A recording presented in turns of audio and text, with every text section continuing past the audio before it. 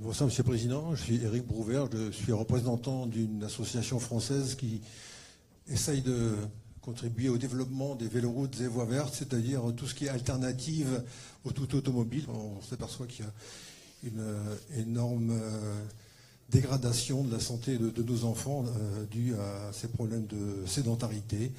Les enfants ne se déplacent plus à pied ou en vélo. Quelle politique? Ma question serait celle-là, quelle est la politique de la région dans ce domaine? Alors monsieur, pas plus tard que jeudi, lors de notre séance plénière, on a voté un nouveau plan justement pour les véloroutes. Donc on a défini un certain nombre de critères à l'intention de toutes les intercommunalités qui ont une compétence. Vous savez que la région n'a pas de compétence voirie. Hein. C'est ou l'État, ou le département, ou les intercommunalités, les communautés urbaines, mais la région n'a pas directement de compétences voirie. Par contre, le président Bertrand et moi-même voulons véritablement développer au sein de toute la région et même la relier. Moi, je vois bien, j'habite à Dunkerque, près de la frontière belge. Je veux dire, en Belgique, de l'autre côté de la frontière, à 7 km d'où j'habite, ils ont tellement de véloroutes qu'ils sont obligés d'avoir un GPS, si vous voulez, pour s'y reconnaître. Ah, chez nous, non, c'est pas la peine, il n'y en a qu'une. Hein, et encore, on est en train de la faire. Hein. On était emmerdés pendant des mois par la DDTM parce qu'il y avait un scarabée, un bousier qui était là dans les dunes et là, on ne pouvait pas passer en vélo à cet endroit-là. Bon, on a réglé le problème. C'est parfois très difficile aussi d'avancer là-dessus. Donc, on est en train de donner, je dirais, les moyens aux intercommunalités. Alors on va mettre de l'argent à condition que les intercommunalités, évidemment, s'engagent derrière.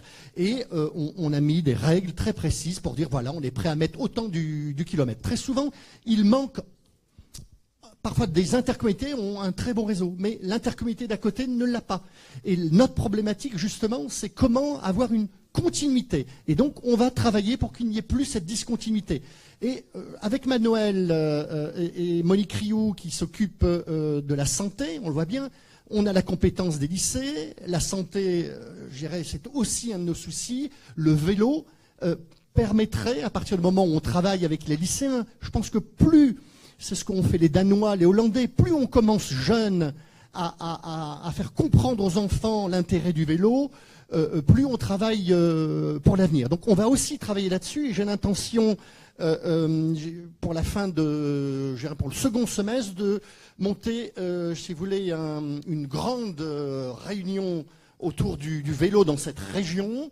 Non pas simplement pour en parler, mais pour écouter tous ceux qui aiment le vélo, qui veulent le voir se développer, et voir comment on peut mettre des moyens de manière à ce que l'on ait très rapidement, je dirais, un réseau constitué dans l'ensemble de la région. Voilà. On a dit qu'on essayait de faire court. Juste un point.